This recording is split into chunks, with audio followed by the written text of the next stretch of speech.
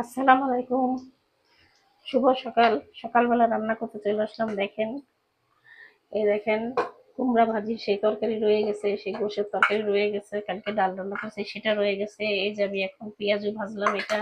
এখন আমি একটু আলু ভাজি করব শুধু। তা ভাই বোনেরা, আপনারা কেমন আছেন? নিশ্চয়ই ভালো আছেন আল্লাহর রহমতে। আমিও ভালো আছি আপনাদের দোয়ায়।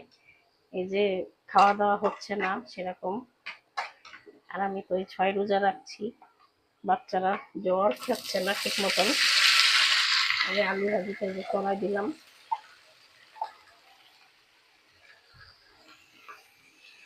এই জন্য মনে করলাম শুকনা ভাতের সাথে গরম গরম আলু ভাজি পেঁয়াজ এগুলোই ভালো লাগবে ওদের মুখে, এই জন্য এগুলোই করতেছি।